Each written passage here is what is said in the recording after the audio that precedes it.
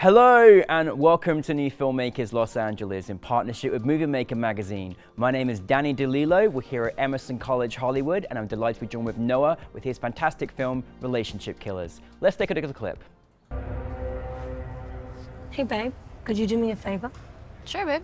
Remind me to thank you for making sure we're here 4 hours prior to 10 minutes before our actual appointment. Could you not right now? Did you just check your watch? No. See if you set a reminder. No! Stop! Could you please try? We need this. You so badly wanted to say you need this. But I didn't. The fact that you wanted to, that is the problem. Blythe! Good morning, ladies. Noah, very happy to have you here. Thank you for bringing your film. You kind of scared the life out of me, but also left me wanting more. But for those that haven't seen it, tell us about your film. Yeah, Relationship Killers, the phrase is an actual mental health term, and it refers to traits, behaviors, speech, behavior patterns that can happen within a healthy relationship that would end it or kill the relationship. So, you know, writers like to do a little play on words, so I kind of did the same thing. I always come to story through character. We talked about this yesterday. Yeah. Concept is important, structure is important, but I always come to it through the lens of what are the characters going through, what are their backgrounds, why do they do what they do, why do they say what they say, because those idiosyncrasies are what really makes the specificity universal. Yeah. That's really what brings in the audience. So Yeah. I wanted to explore two characters with very distinct idiosyncratic personalities and have a part of what makes them human, the most visceral thing besides their love for each other Yeah. are their mental illness issues and how that holds them back. And then what does it look like when they are just about to leave the newlywed phase of the relationship, because you know, for the most part that's always great. Yeah. You know, but when life starts to stick its ugly head in, and you start to realize how well you know your partner and how well you know where their buttons are, probably because you put a few of them there yourself. Yep. No, You know, absolutely. That really tests the relationship, and then let's put them two in their first couples counseling. So that's what the film is. No, I love that. I mean, it was the thing about the way you designed it, the way all the thought process. It was great that you're sharing this. Is like you kind of kept us on the edge of our seats with their relationship in coinciding with what was going on behind the scenes as well, which is really interesting. You had two fantastic couple, two fantastic female actors. Wonderful to see them play, and they played so well off each other as well, which was so cool. Super important. Super the important. The film falls apart immediately if you don't believe the relationship. I love that. I love those two. They were so engaging. How did you come about bringing your cast together, and also working with a film like this? Like, how do you work as a director? Yeah, so I work primarily as a line producer in the industry. I only want to write and direct, but I also have to eat and pay the bills. Yes. You know? So Lexi and I met on a different film by Tess Potter, who's an incredible Native American filmmaker. And she was putting together a film that was only Native American cast. And I was helping out on that set, and I got to watch Lexi do her thing. You know, and there were a couple of times where I actually had to operate the boom, and you know, in that position, you're right there. You get to see her make her choices, and you know, she's just a brilliant actor, and I really believed what she was doing. I was like, all right, this is someone I want to work with, and we talked a lot during the production, just you know, in between takes and things like that, and process how we like to work. We both come from the theater, so that's a really big deal, and kind of left it with let's try and work together again, which you always say to everyone, you know, but we really meant it. And then you know, 6 months to a year later, I had this script and was trying to cast it, and then for Braven was extremely difficult to cast. When you see the film, you'll see what I'm talking about. She's a very distinct character. She's very stoic. She's very quiet, and leaning towards anger. You know, I don't want to say she's an angry person, but definitely tense and which is something that can be overacted. And I went through the CD sent well over 300 self tapes, and I was getting really scared that I wasn't going to be able to find Braven. One of the notes in the sides for the self tapes was that the character was supposed to leap. It was like an argument, you know. And Asia was the only one that did, well, one of the only ones that did it. And when she did it, it actually startled me, you know. So I was like, all right, this is someone I want to work with. Isn't that a great feeling when you find it though, after all of those? It is. Yeah. Because it becomes like you start to think, all right, I have two options here. I can settle or I can scrap the project. And then you get that gift, and it's like, it's incredible. But Asia and I did not know that Asia was a veteran until after I'd cast her. And then we started talking. I found out, you know, we're both Army vets. We both did work, you know, in intelligence and work and things of that nature. And she was an amazing collaborator, and now we're producing partners.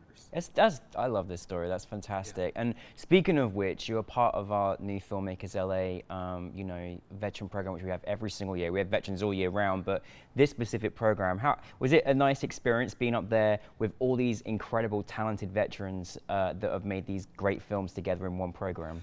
Yeah, I mean, you know, people who separate from the military, we have you know, a Liam Neeson certain set of skills, and they're very easily incorporated into the entertainment industry in a variety of ways, specifically in filmmaking when it comes to logistics and leadership, management that's not micro, you know, trusting in your battle buddies or your partners to carry out the mission. We bring that from the military. So it adapts pretty easily into the filmmaking community. But most importantly, Charlie Mike is something that we say whenever things are going tough, whether you're in combat or you're just, you know, trying to deal with a different type of mission, and it just means continue mission, carry on. And so bringing that mindset and having that camaraderie and respect, you know, filmmaking, I don't know that Murphy's Law is anywhere more apparent than a film set. If it's going to go wrong, it's going to go wrong on a film set. So knowing that you are surrounded by a team that cares about you, your story, and are willing to Charlie Mike and get the thing done in the best manner possible means a lot. Yeah, absolutely. Because we're always going to have to adjust. Yeah. But when everyone has a very clear vision, which is mine. Yeah. And they respect it, and they feel appreciated. They're excited to be there.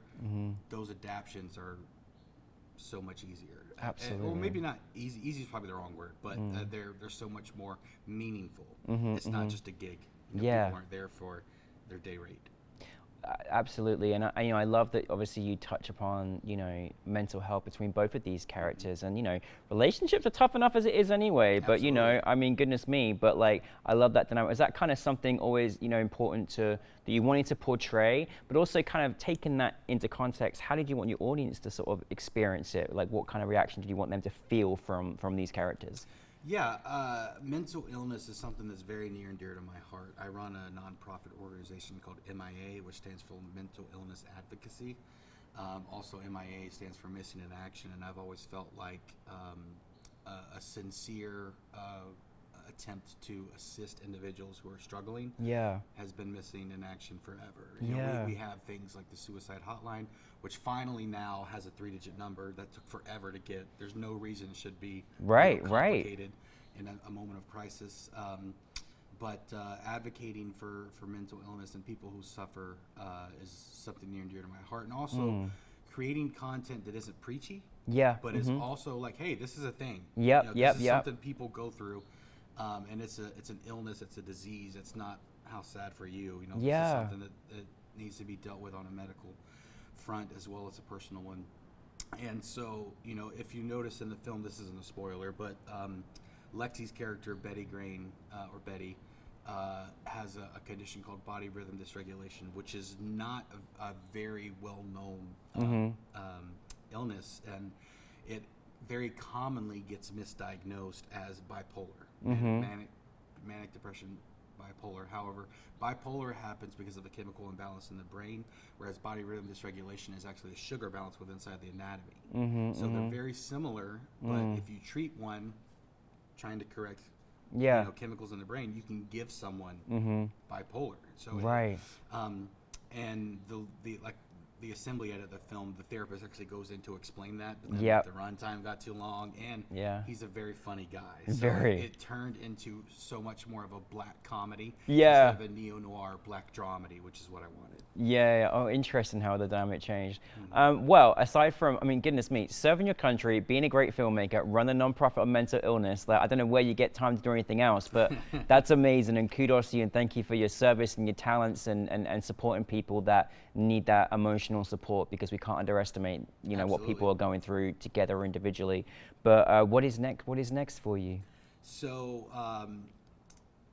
you know, a spoiler alert. If you watch after the end of the credits, we talk about introducing a Lethal Ladies cinematic universe, and so that's what we want to expand. We have the American dream of creating another Marvel, Star Wars. Just a cinematic universe where it's an ensemble of specifically femme fatale noir characters. I love noir. It's one of my biggest loves. And I've always loved the cynicism in the storytelling. I love the dark nature, obviously, with this film. But the femme fatales are my most favorite characters, and they're often used as a plot point. You know, they're often used as the distraction for the hero and how he can't accomplish whatever he wants, or they take him away from his wife and lovely kids. And when you give a femme fatale character a real backstory, and you expand upon their character and give them the treatment that I do in prep, it's a really interesting story. Absolutely. It's a very interesting story. So moving that into the A story and then setting them up in different features existing in the same world.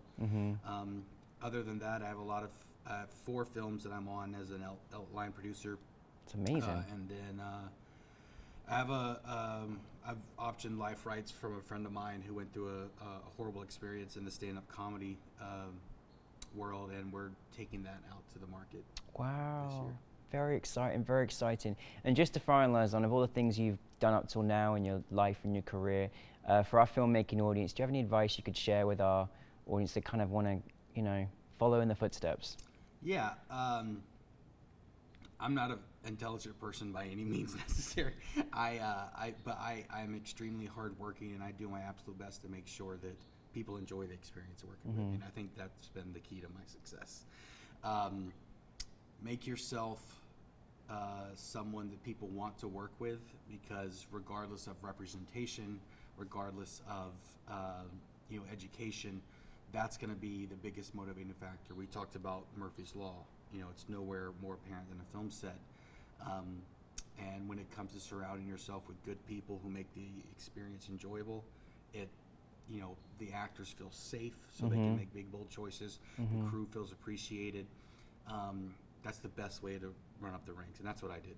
You know, I got on set, I learned everything I could, and I learned how to make each department run as efficiently as well as enjoyably as possible, and then you have a good time working hard. That's right, we don't hear that enough. Well, thank you, Noah. Thank you for Relationship Killers. I'm very much excited for all that film noir and universe you're going to bring us. But thanks so much for joining us. Absolutely, thank you so much. Thank you. Thank you, everybody. Filmmakers.